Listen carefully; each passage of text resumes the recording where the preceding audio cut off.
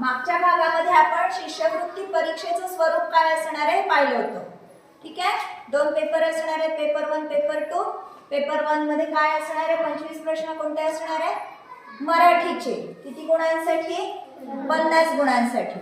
ठीक आहे, तर त्या पेपर 1 मधले जे मराठीचे प्रश्न आहेत तर ते 25 प्रश्न कशावर आधारित असणार आहे. पहिलं आहे आकलन.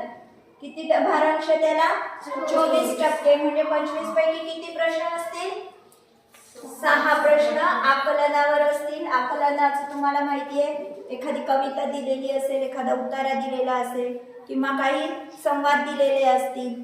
ठीक आहे, ते त्याच्यावर आधारित तुम्हाला प्रश्न विचारल्या जातील. काही सुसंगत वाक्यांचा परिच्छेद तुम्हाला तयार करायचा असेल, योग्य शब्द निवडून वाक्यांमध्ये रिकाम्या जागा दिलेल्या असतील आणि त्याच्यात तुम्हाला योग्य शब्द निवडून तो परिच्छेद तयार करायचा असेल. ठीक आहे, दुसरा आहे शब्दसंपत्ती. किती भारांश आहे, 24%. शब्दसंपत्ती म्हणजे जसं समानार्थी शब्द, विरुद्धार्थी शब्द ठीक आहे, अशा प्रकारचे किंवा काही शुद्ध अशुद्ध शब्द असे विचारले असतील. ठीक, वाक्प्रचार, म्हणी हे सगळं कशामध्ये येतं, शब्दसंपत्ती या घटकामध्ये येतं. 24% भारांश म्हणजे प्रश्न किती विचारतील या घटकावर, 6 प्रश्न असतील.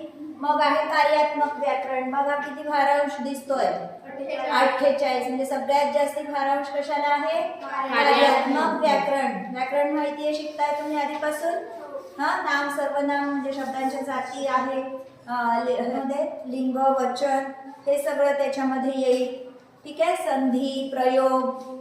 ठीक, हे सगळं आपल्याला कशामध्ये अभ्यासायचं आहे, कार्यात्मक व्याकरण या घटकामध्ये. आणि त्याला सगळ्यात जास्ती भारांश 48%. म्हणजे किती प्रश्न असतील, 12 प्रश्न असतील 25 पैकी.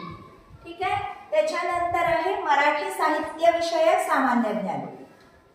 एखाद्या कादंबऱ्यांची नावं म्हणजे कादंबऱ्या कोणी लिहिल्या आहेत, त्यांचे लेखक कोण आहे, अशा प्रकारचे प्रश्न. किंवा कोणत्या लेखकाला कोणता पुरस्कार मिळाला आहे किंवा त्यांची टोपण नावं, अशा प्रकारचे प्रश्न कोणत्या घटकामध्ये येणार आहे, मराठी साहित्य विषयक सामान्य ज्ञान या घटकामध्ये. किती टक्के आहे भारांश, 4%. म्हणजे किती प्रश्न असेल, 1 प्रश्न या घटकावर विचारल्या जाईल.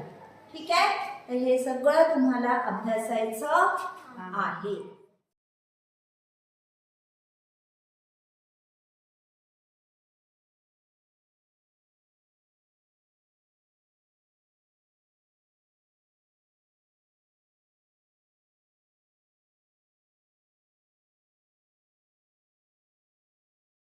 पेपर 1 मध्ये आपण मराठीचे कशा प्रकारचे प्रश्न येणार आहे हे बघितलं. ठीक, आता बघू आपण पेपर 1 मध्ये गणित विषयाचे किती येणार आहेत प्रश्न, 50 प्रश्न. किती मार्कांसाठी, 100 मार्कांसाठी. तर 50 प्रश्न कशा स्वरूपाचे असणार आहेत, नेहमीप्रमाणेच आपलं संख्याज्ञान. ठीक, म्हणजे संख्यांचे प्रकार वेगवेगळे हे त्याच्यामध्ये विचारले जातील. किती टक्के भारांश आहे संख्याज्ञानाला, 8%. संख्यांचे प्रकार आपण शिकलेलो आहे, समसंख्या, विषम संख्या, त्यांचे गुणधर्म, नैसर्गिक, पूर्णांक संख्या वगैरे सगळे त्याच्यावर आधारित प्रश्न 8% मध्ये. म्हणजे किती प्रश्न असतील रे, 8%. 8%, 8% म्हणजे 50 पैकी किती, 4 प्रश्न विचारले जातील त्याच्यावर. ठीक, मग आहे या संख्यांवरील क्रियांवर आधारित प्रश्न 18%.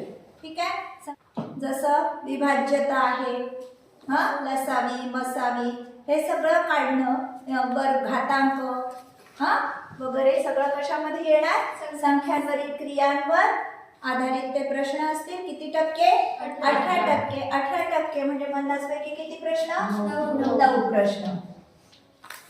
ठीक आहे, मग आहे भूमिती. भूमितीमध्ये तुम्ही त्रिकोण, चौकोन, चौकोनांचे प्रकार, त्यांचे गुणधर्म, समांतर रेषा, पायथागोरसचे थेरम वगैरे हे सगळं शिकलेले आहे. त्यावर आधारित आहे. बघा सगळ्यात जास्ती भारांश आहे भूमितीला. ठीक, कोण वगैरे जे आहेत, कोणाचे प्रकार, त्यांच्या कसोट्या, हे सगळं कशावर येणार, भूमिती या घटकावर आधारित 22% म्हणजे 50 पैकी किती प्रश्न येतील याच्यावर? 11 प्रश्न.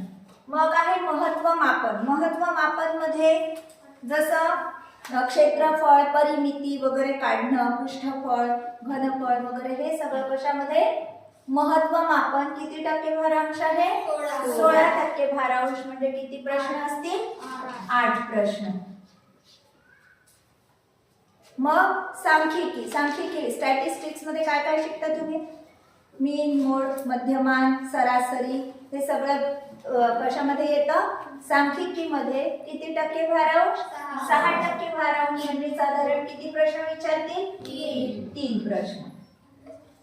मग आहे व्यावहारिक गणित. व्यावहारिक गणित म्हणजे तुम्ही रोजच्या ह्याच्यामध्ये शेकडेवारी काढता, नफा तोटा काढता, नफा तोट्याचं टक्केवारी काढता. ठीक आहे, ते सगळं कशामध्ये येणार? व्यावहारिक गणितामध्ये. ते किती टक्के भारांश आहे? 14%. म्हणजे साधारण किती प्रश्न येतील? 7 प्रश्न येतील.